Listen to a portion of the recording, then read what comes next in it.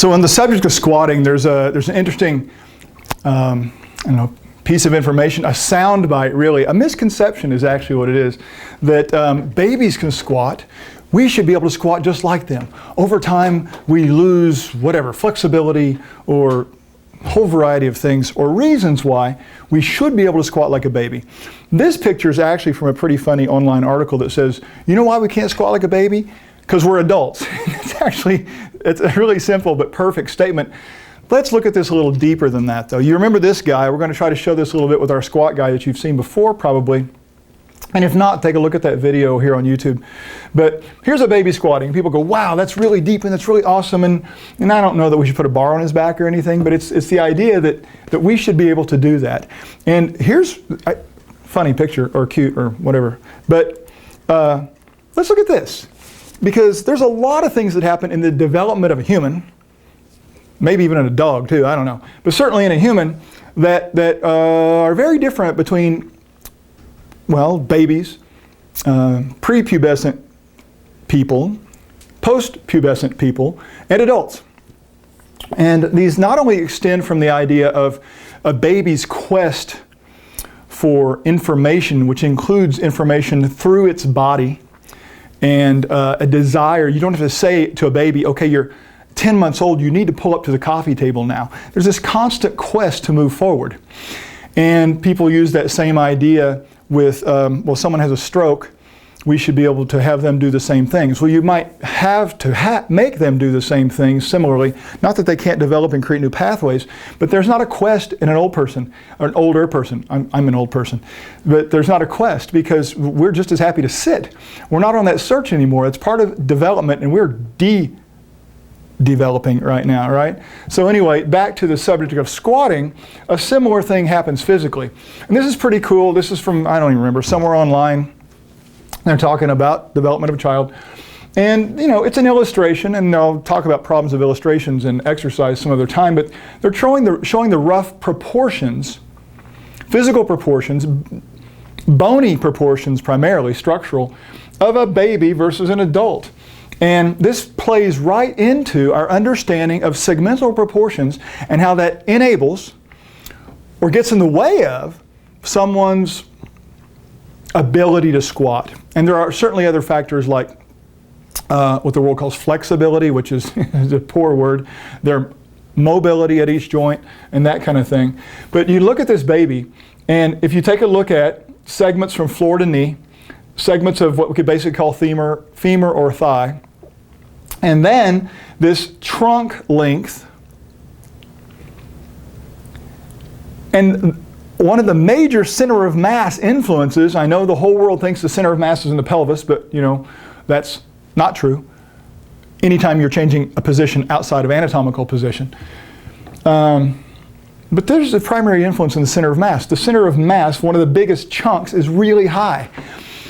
And if we go back and review how that influences a squat, as opposed to someone whose floor to knee segment's longer, but this chunk is smaller and the center of mass is more centered in here. How does that influence things? Well, there's a picture before I go to the model here. If we go down a notch on this page, I've taken those exact same proportions that were in the previous picture, these, and measured them, if there's any version of accuracy there, and put them into a squat. There's a baby, there's an adult. And you want them to squat the same. That means you don't understand A, center of mass, and how it has to be over the feet, and where it is and that it changes when you change shapes or positions.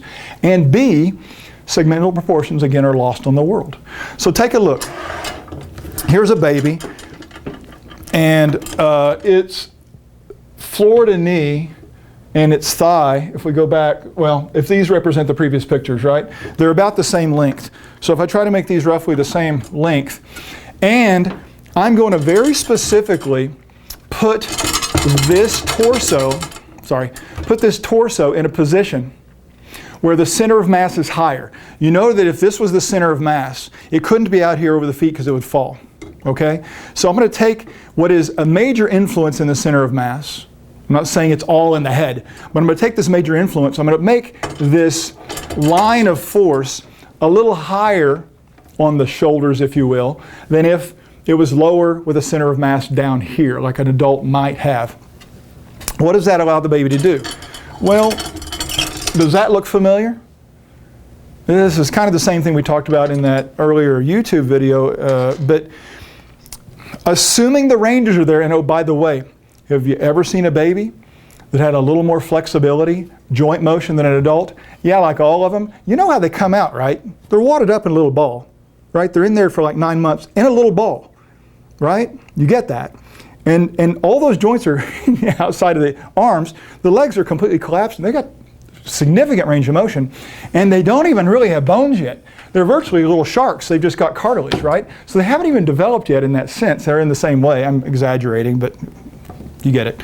So what if we take this and turn it into adult? Well, here's the first thing. I'm getting ahead of myself. Here's a baby. Go back to this. Here's 6-year-old and 12-year-old. There's a monster. This person still looks baby-ish. And you've seen this, especially if you have kids. Well, it's interesting, between here and here, not necessarily just at 12, might be 11, might be 14, but when these things start to change, it gets weird, right? First thing that grows, at least on a male, is the foot, right? So now they look like a clown. They got size 14 feet, and nothing's changed. They still look like this. It's like, what is this monstrosity in my house? But that changes really fast at that age, right? So next thing you know, it starts working its way up almost. This person goes boing, and now they got long legs, right? If they're wearing shorts, it's like all this stuff sticking out the bottom of the shorts, these legs, and this little short torso, these little narrow shoulders, and this big ass head, right? Ass, head, butt. Somewhere in there's a joke. Anyway, this thing happens kind of sort of in stages. Now, if you blink, you might miss a stage because it actually happens pretty fast, sometimes over a period of months, right? During that going through puberty thing, when hormones are changing, all that stuff. But you've seen one of these kids, usually when they, in the old days, it was when we all started football, right? And the coach wants you to be a power lifter because that has something to do with football. And so you got a kid with narrow shoulders, a femur about 17 miles long, relatively short trunk, and they're trying to make this person squat. So here's a teenager trying to squat. Now I'm going to fall back if I actually do this. What I'm going to have to do is take my little short trunk, and I'm going to have to do that. So there's my positioning. So there's how a teenager, and the coach is saying, that's not how you squat. You got blah, blah, blah, perfect squat form. His or her proportions as that pubescent kid don't allow for the expectations of someone who doesn't understand structure and segmental influences in squatting. It's that simple. It's that simple. And this person, although actually babies are incredibly similar in proportions, you start to take on, to some degree, the DNA of, did you choose your parents right kind of thing. Because your proportions are going to be very different from adult to adult to adult. And there's a lot of people out there teaching squats going, yeah, if that was true, that would influence the squat. But I've never seen that. Dude, you don't see what you don't look for. You don't see what you don't know to look for. I see this all the time because it's a major influence in how I build a squat and how I teach a squat.